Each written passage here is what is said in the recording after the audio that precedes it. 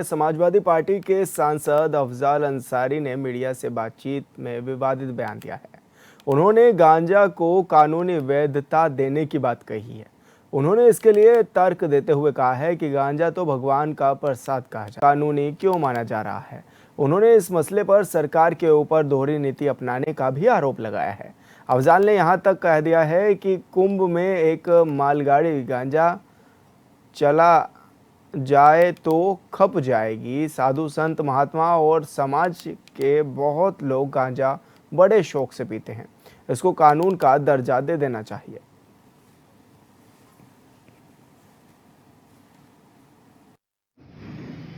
कानून बना देंगे आप बैठ के।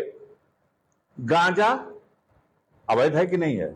आप सबसे प्रार्थना पूछ रहे हैं, गांजा अवैध है? अवैध काम करते समय अगर कोई टीवी पे दिखाई दे तो जेल चला जाएगा कि नहीं? हजारों घटनाएं हैं।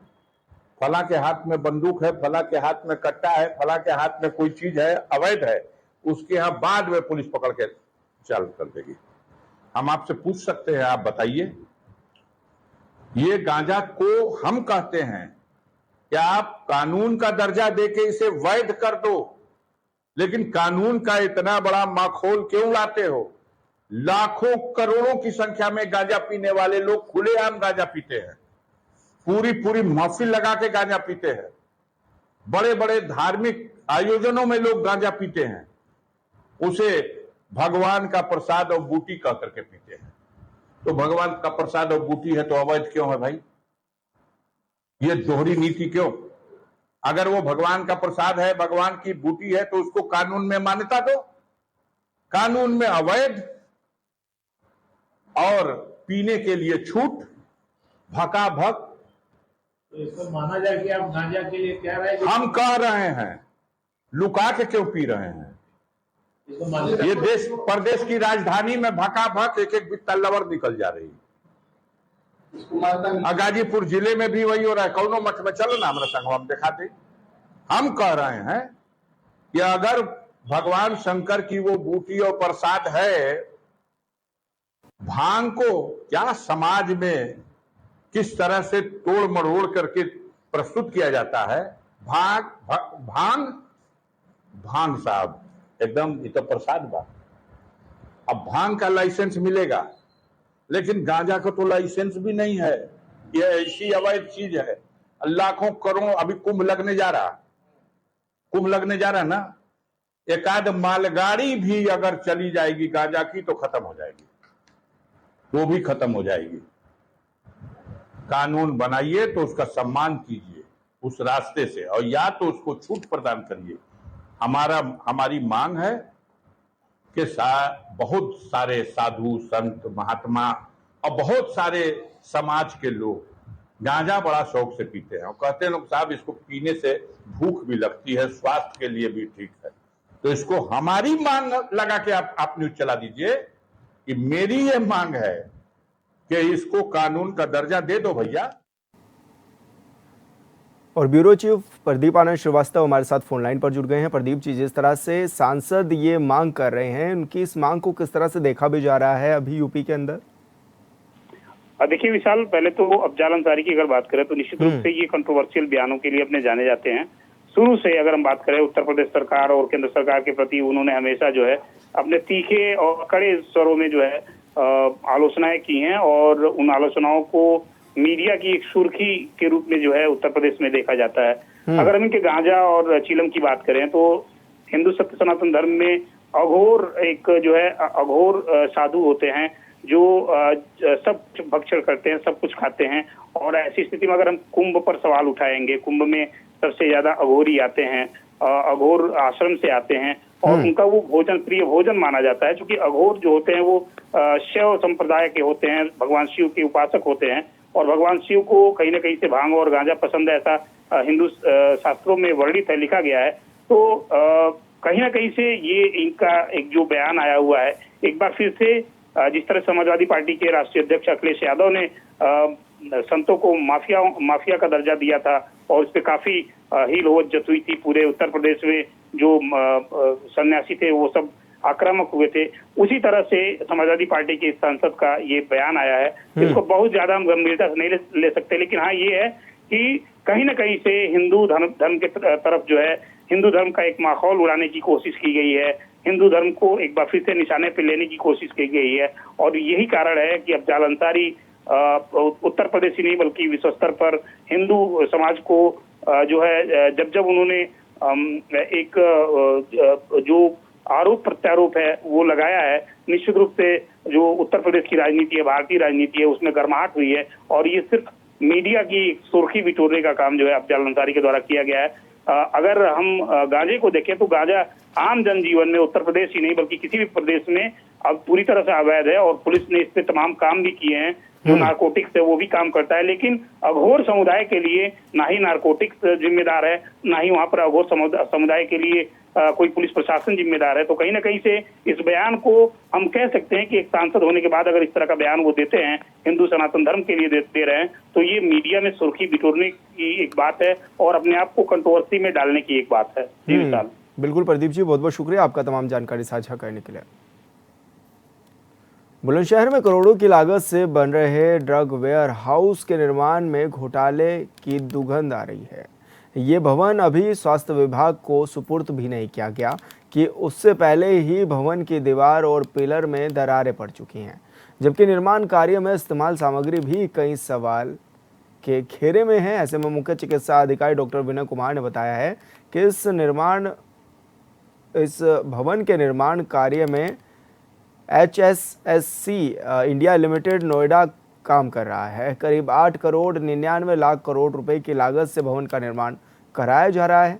इसके लिए स्वीकृति धनराशि से अभी 4 करोड़ 37 लाख रुपए प्राप्त भी हुए हैं और भवन की दीवारों में जो दरारें पड़ने का मामला सामने आया है उसमें जांच भी कराई जाएगी।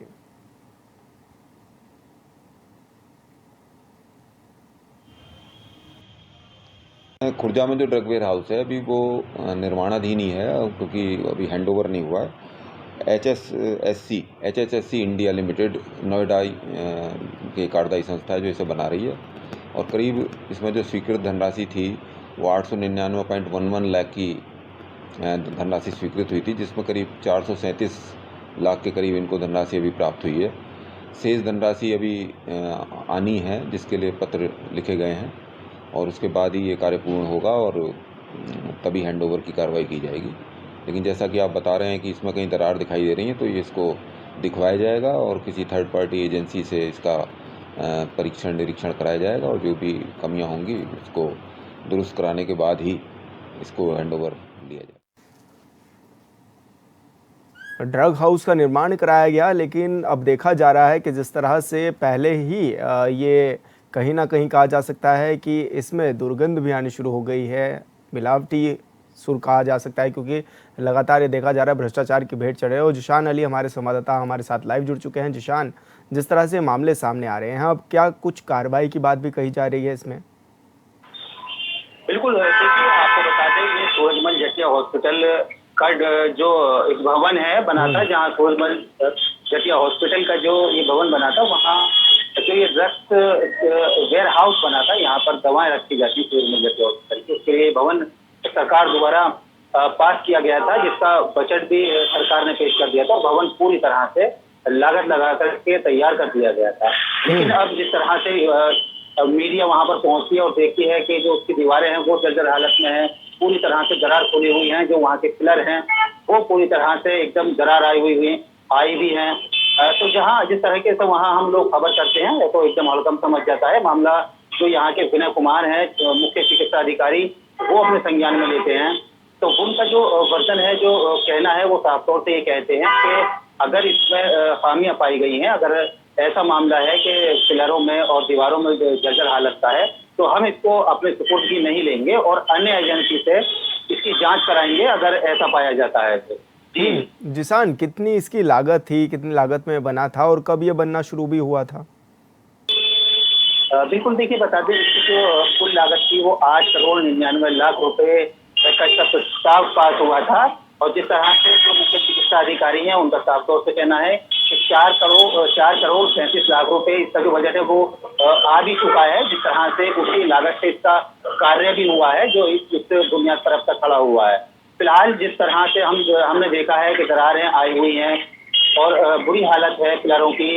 एक बात और बताना चाहेंगे, जिस तरह से सरकार लगातार ऐसे दवाओं के मुख्य चिकित्सा के भवन जगह जगह पे बनवा रही है, तो सरकार तो अपना काम कर रही है, लेकिन जो सरकार के नुमाइंदे हैं वो ऐसी कंपनी को ठेका दे देते हैं जो कुछ साल या महीने में ही उनकी हालत ऐसी हो जाती है जैसे कि 100 या 50 साल पुराने ये भवन खड़े हों। जी।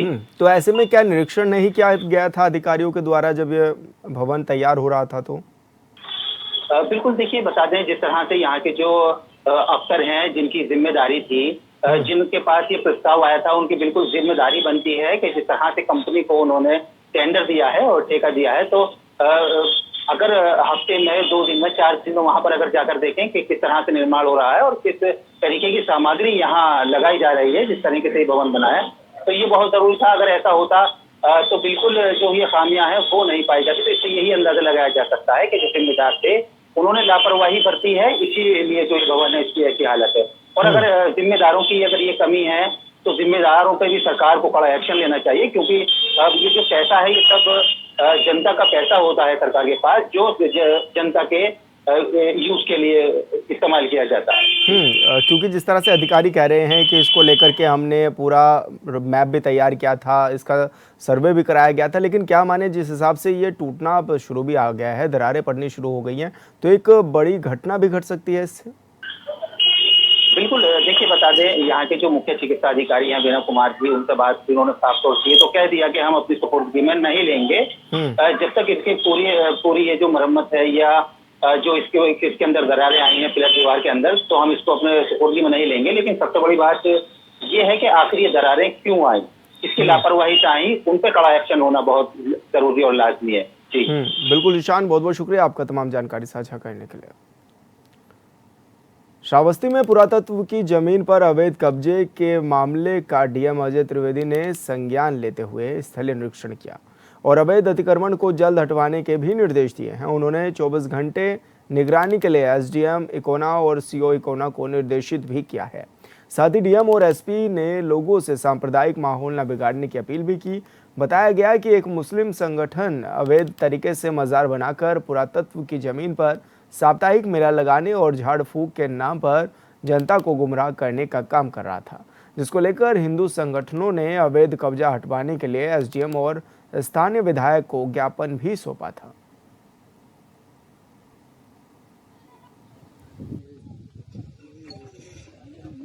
तपोस्थली श्रावस्ती, जहां देश विदेश के सैलानी भगवान बुद्ध को मानने वाले बौद्धिस्ट दर्शन करने हेतु आते हैं, उस सहेट महट की महफूज गाटा, जिसको पुरातत्व विभाग ने 20 से 25 साल पहले संरक्षित कर रखा है और खुदाई का काम चल रहा है, उस पर अवैध मजार बनाकर मुसलमानों के द्वारा वक्फ बोर्ड के द्वारा जमीन को कब्जा करने की नीयत से अवैध मजार बनाकर वक्फ बोर्ड ने अपना बोर्ड लगा दिया और अवैध मेला और अवैध कार्य वहां होने लगे, जिसकी शिकायत मेरे द्वारा जिलाधिकारी महोदय को की गई और जिलाधिकारी महोदय ने तत्काल संज्ञान लेते हुए इस अवैध मेले को रोकना पड़ा। तो आपको बता दें कि जमीन पर अवैध कब्जे को लेकर लगातार 2 संगठन आमने सामने भी होते हुए नजर आ रहे थे और ऐसे में डीएम पहुंचे थे मौके पर निरीक्षण करने के लिए।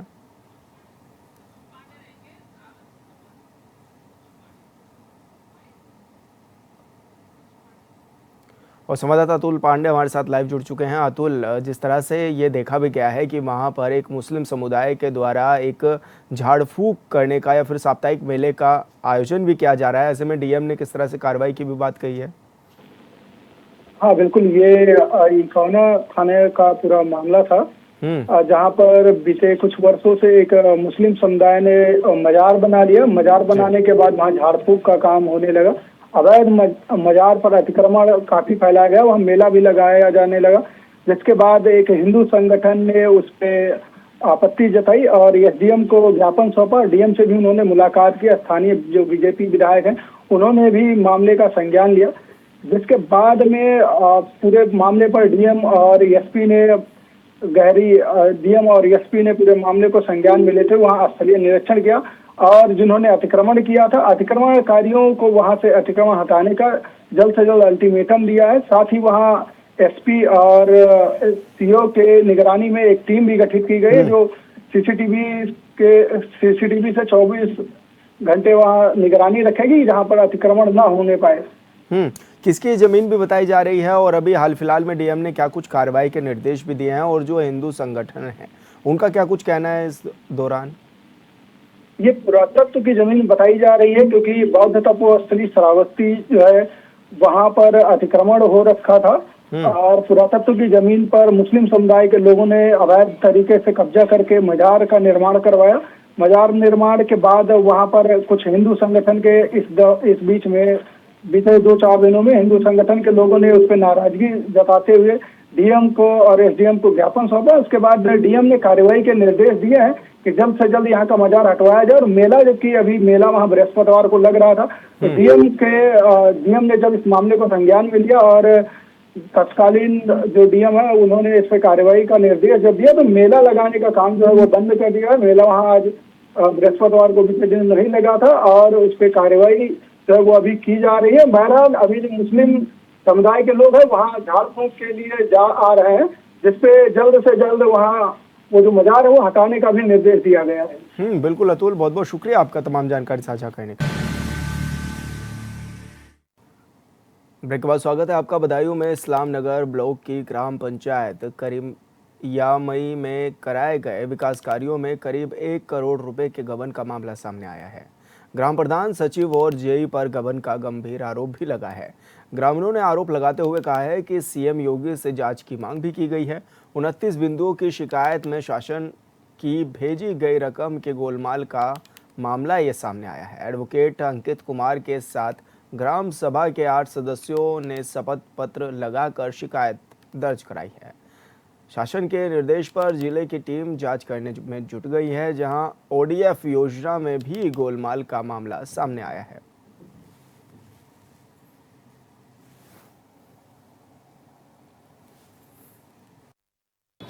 तत्कालीन जिलाधिकारी श्री मनोज कुमार द्वारा इस प्रकरण में कमेटी गठित की गई, जिसकी जांच जिला कार्यक्रम अधिकारी बाल विकास और एक जेई निर्माण खंड के जेई को उसमें नामित कमेटी का सदस्य नियुक्त किया गया। ग्राम प्रधान ने गौशाला पर, सड़कों पर और कई सड़क ऐसी हैं जो कि मौके पर ही नहीं है। एक नाला है जो 2,66,000 का है, वो उसका पैसा निकाल लिया, वो है ही नहीं, मौके पर ही नहीं। इस प्रकार उन्होंने लगभग 1 करोड़ रुपए का गबन किया है मौजूदा। बता दें कि विकास कार्यों में घोटाले के ये आरोप लगे हैं और बताया गया है कि 1 करोड़ रुपए से ज़्यादा के घोटाले भी हुए हैं। इस दौरान ग्राम प्रधान, सचिव और तमाम लोगों ने ये शिकायतें भी दर्ज कराई हैं। और संवाददाता रिंकू भारद्वाज हमारे साथ लाइव जुड़ चुके हैं। रिंकू, क्या कुछ जानकारी मिल रही है मामले में और अभी तक क्या कुछ अपडेट भी सामने आ रहा है? किस तरह की कार्रवाई की बात भी की गई है? देखिए विशाल, बता दूं, इस्लाम नगर विकास खंड के ग्राम करियामई में जो 1 करोड़ रुपए की गबन का आरोप लगा, ये बहुत ही सनसनीखेज आरोप है और यहाँ के ग्राम प्रधान, सचिव, जेई पर ये गंभीर आरोप लगे हैं। और इस आरोपों के बाद यहाँ से बदायूं के तत्कालीन डीएम मनोज कुमार के निर्देश पर एक टीम गठित की गई थी। वो टीम अब जांच करने जब गांव पहुंची थी तो इस जांच के दौरान जो कार्यों की पोल खुली उससे हड़कंप मचा हुआ है। और वही बात मैं करूं तो ये 29 बिंदुओं पर यहाँ पर शिकायत की गई थी, जैसे गौशाला, सड़क के निर्माण और बाउंड्री वाल, हैंडपंप रिवोल और ओडीएफ योजना के अंतर्गत ये तमाम जो धन स्वीकृत हुआ था, करोड़ों का धन स्वीकृत हुआ था, जो लगभग 1 करोड़ के आसपास का था, वो इसमें गोलमाल हुआ है इसमें। और यहाँ पूरी तरीके से जो जांच टीम है उस पर भी मिलीभगत के आरोप लग रहे हैं। जी विशाल, अभी किस तरह की जांच की बात भी कही जा रही है? अधिकारी क्या कुछ कह रहे हैं और कब माने कि कब तक इस जांच प्रक्रिया में पूरा जो सच है वो सामने आ पाएगा? देखिए विशाल, बता दूं, जिस प्रकार से जांच कमेटी ने जांच की है और जांच करने के बाद कमेटी बदायूं वापस लौटी है, तो जो भी जांच प्रक्रिया है, जांच का जो भी आगे का प्रोसेस है उन्होंने डीएम के सामने रखा है। और जल्द से जल्द मतलब इसमें दोषी हैं, जो जितने भी लोग दोषी हैं, चाहे ग्राम प्रधान हो या जेई हो या सचिव हो, सभी पर कार्रवाई की तलवार लटक रही है और निश्चित कार्रवाई होगी। जी विशाल। रिंकू, कितना बड़ा घोटाला भी है ये? आसपास के लोगों का भी क्या कुछ कहना है इस घोटाले को लेकर? वहीं बात अगर करियामई के ग्रामीणों की बात की जाए, ग्राम पंचायत के ग्रामीणों की बात की जाए, तो इस तरीके का ये करियामई गांव में इस प्रधान के कार्यकाल में पहला घोटाला है और ये इस तरीके के घोटाले को लेकर यहाँ मतलब तरह तरह की बातें हो रही है कि विकास को आया धन घोटाले में चला गया, तो ये एक बड़ी बात है। वहीं मैं बात आपको बदायूं जनपद की कराऊं तो ऐसी तमाम शिकायतें, तमाम खबरें हमने एचएनएल पर भी चलाई हैं कि इस ब्लॉक में या उस ब्लॉक में घोटाले हुए, लगातार घोटाले सामने आ रहे हैं, लोग जागरूक हो रहे हैं, ग्राम पंचायतों से विकास का डाटा मांग रहे हैं, लगातार जागरूक हो रहे हैं और हम लगातार इस प्रक्रिया में आगे लगे हुए हैं। कितने घोटाले सामने आएंगे। बिल्कुल, इनको बहुत बहुत शुक्रिया आपका तमाम जानकारी साझा करने के लिए।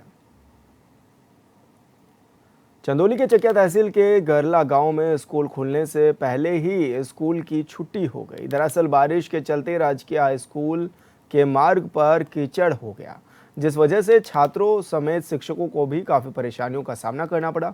शिक्षकों छात्र कच्चे रास्ते से स्कूल पहुंचने पर मजबूर हैं, लेकिन इस प्रमुख समस्या की ओर किसी भी जनप्रतिनिधि का ध्यान नहीं जा रहा है।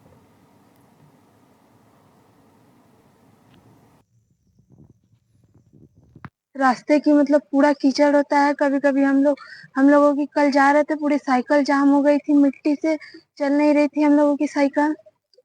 समस्याएं बहुत होती है। वो बहुत ज्यादा महसूस हो रहा है क्योंकि आज हम लोग का सिलेबस छूट गया, हम लोग जाने में असमर्थ हैं। ऐसा रोड हम लोग का है। क्या विद्यालय आज बंद हो जाएगा?